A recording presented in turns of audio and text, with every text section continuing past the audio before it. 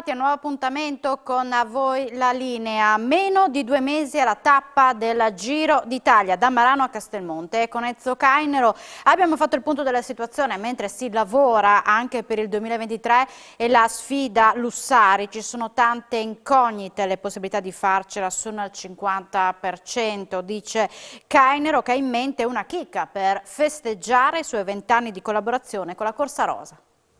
Diciamo che siamo nella fase finale di una programmazione che ha avuto le problematiche che tutti possono ben capire per la pandemia e anche per altre situazioni internazionali, ma sono i momenti più importanti per la definizione di aspetti che sono soprattutto collegati alla logistica, ai trasporti, agli accessi vari e che dipendono molto anche dal fatto che, sembra strano, ma lo spazio di Castelmonte dell'arrivo non è sufficiente a contenere tutto il giro e parte della carovana sarà dislocata su Cividale del Friuli.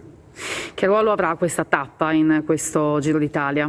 Ma il giro lo fanno sempre i corridori. Se siamo nella fase più calda è chiaro che è una tappa che si presta a molti colpi di mano perché sembra facile ma non lo è, perché a 3.300 metri di dislivello c'è una salita molto impegnativa che è quella del Kolovrat e poi c'è un saliscendi che porta anche a una salita finale di Castelmonte non difficile ma molto scorrevole, quindi può creare molti distacchi. Poi la classifica sarà molto importante perché siamo alla terz'ultima tappa. Spero solo che il tempo ci dia conforto e porti tutta quella gente che si prospetta, tenendo conto che la vicina Slovenia in questo momento è il cuore del ciclismo, è il massimo. Diciamo che fra lo Zoncolan del 2021 e il Santuario di Castelmonte del 2022 c'è un po' di differenza, fortunatamente. E tutti noi contiamo sul fatto di essere molto liberi per manifestare l'entusiasmo dovuto. Stai preparando anche eventi collaterali? Ci sarà qualcosa in particolare? Sicuramente andremo a fare delle serate, 2 in particolare, una in sede di arrivo e una in sede di partenza. La prima sarà quella di Cividale del Friuli a fine aprile, probabilmente il 27 di aprile al Teatro Ristori, perché avremo la disponibilità di qualche atleta friulano che parteciperà al Giro, Legacy De Marchi, Viviani, non so se sarà Fabbro che parteciperà al Giro, comunque quella la vogliamo fare e poi ci sono tanti aspetti anche per ricordare questa collaborazione con la Slovenia che è il secondo anno ormai ed è molto positiva.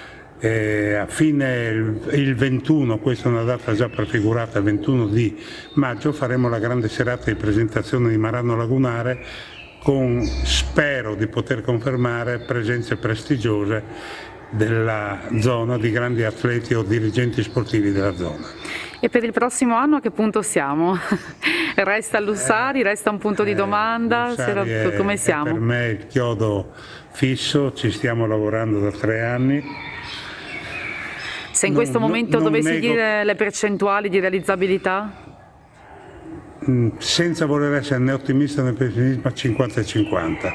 Le difficoltà sono tantissime, enormi, di carattere logistico soprattutto perché gli spazi sono molto. Pensiamo che per quanto riguarda Castelmonte, con quegli spazi di sopra siamo insufficienti, potete pensare a quello che dobbiamo fare per Lussari, che in ogni caso, se si dovesse fare, sarà interessato solo da una cronoscalata perché una arrivo in gruppo non si può fare. Poi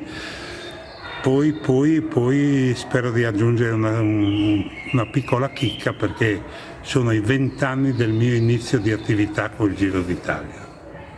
E quindi insomma vuoi festeggiarli?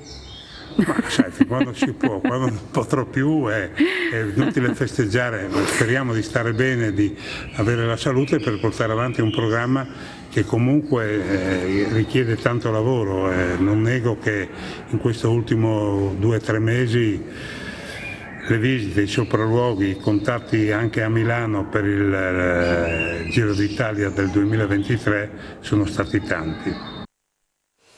L'esodo istriano raccontato a Maniago attraverso una serie di eventi e in particolare con una mostra, La mia Istria e Magredi, al Palazzo d'Attimis, visibile fino al 12 aprile. Vediamo.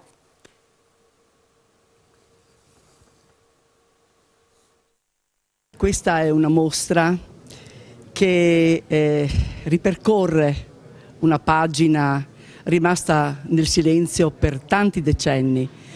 Ripercorre il ricordo dell'esodo degli istriani e fiumani e dalmati, mettendo in luce una storia drammatica di lacerazioni e di conflitti e soprattutto di tanto sgomento, un dramma che i nostri 16 artisti che sono qui in questa bellissima sala del palazzo, delle scuderie del Palazzo d'Attimis Maniago hanno messo in luce, un dramma che hanno ritratto e espresso con dipinti che io definirei paesaggi dell'anima, perché quello che è dipinto qui è l'angoscia, il sentimento profondo di una lacerazione che i nostri anche concittadini qui di questo territorio hanno vissuto.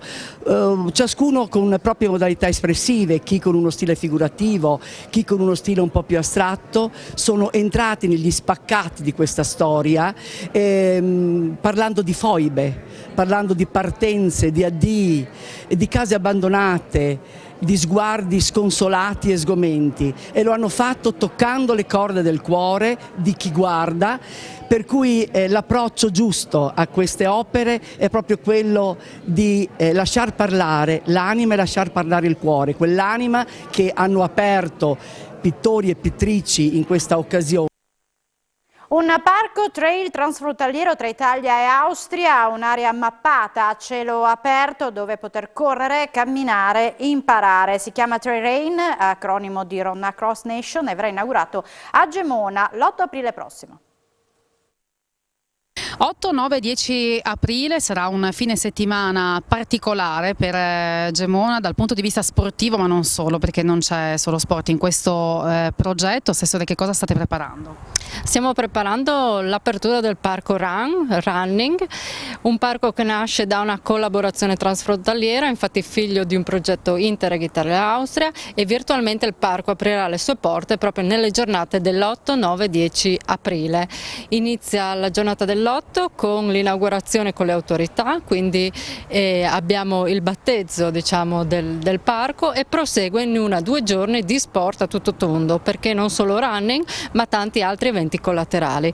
Questo progetto si svolge grazie alla collaborazione del Comune di Paluzza, che è partner progettuale, e della collaborazione della vicina Austria, quindi dell'Ermagor Regior, grazie all'Associazione Spordella e all'Istituto Iara, che ha curato tutto il sito di questo parco.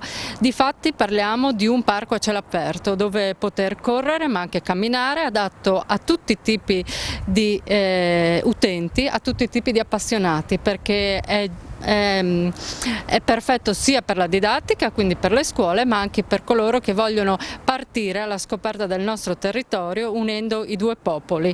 Quindi corsa, benessere, stare all'aria aperta, questa è la formula proprio per vivere bene il nostro territorio che tanto ha da offrire. Run è l'acronimo di Run Across Nation, correre tra le nazioni, perché è proprio quello che vogliamo fare, unire i nostri popoli grazie allo sport. Noi come Scienze Motorie abbiamo un po' l'onore e l'onere di organizzare, di fare la parte operativa del progetto, quindi per questi 3 giorni in particolare ci occuperemo di ospitare l'evento all'interno della struttura a Gemona, della Casa dello Studente.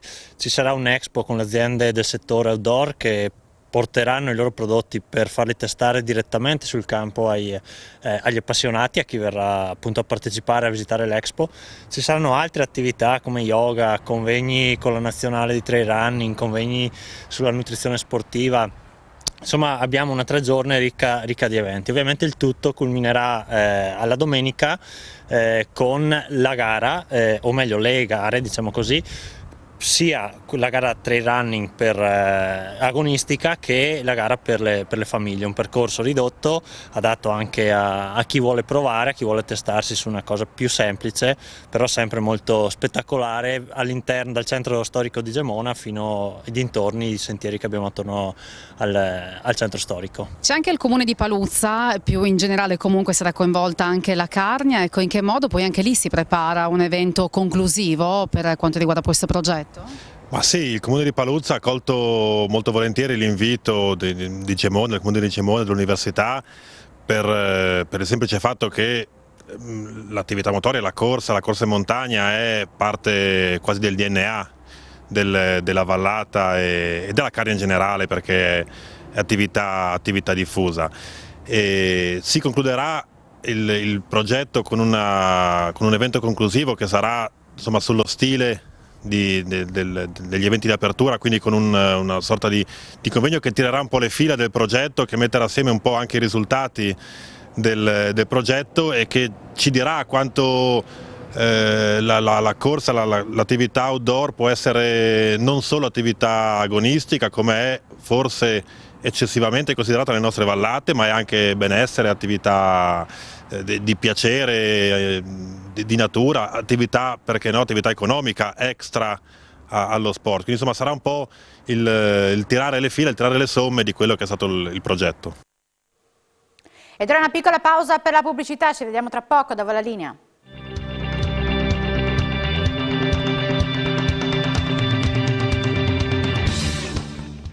Bentornati in diretta a Da Voi la linea. Si è svolto questa mattina il Consiglio di amministrazione di Civibank, dal quale ci si attende di conoscere la posizione della Banca Friulana sull'OPA lanciata da Sparkasse. Ci colleghiamo con il nostro Daniele Micheluz per i dettagli. A te la linea.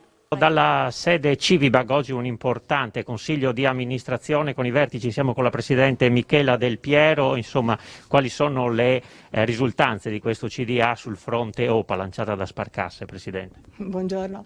Allora, formalmente noi ci esprimeremo sull'OPA valle della decisione di Consob, però il CDA di oggi ha espresso un orientamento molto forte e definitivo, faticoso perché avviene a valle di un paio di mesi di ragionamenti, perché il partner che ha promosso l'OPA era un partner da noi scelto, per un rapporto di privilegiato per lavorare assieme a un progetto che era quello della Banca del Nord-Est, che doveva essere un progetto condiviso.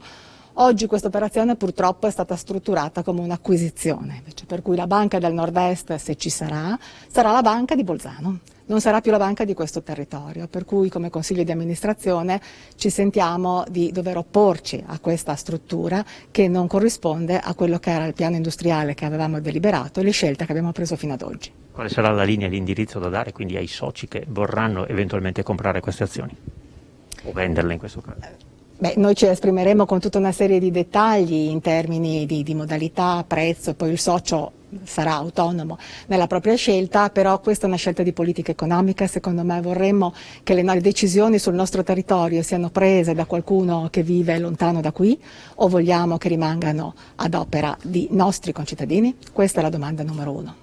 Grazie Presidente, a voi la linea. Grazie a Daniele Micheluz per questo collegamento da Cividale assieme al nostro Paolo Bassi. Noi ci fermiamo qui, vi ringraziamo per l'attenzione, vi ricordiamo alle 16:30 l'appuntamento con l'informazione di Telefriuli. Buona giornata.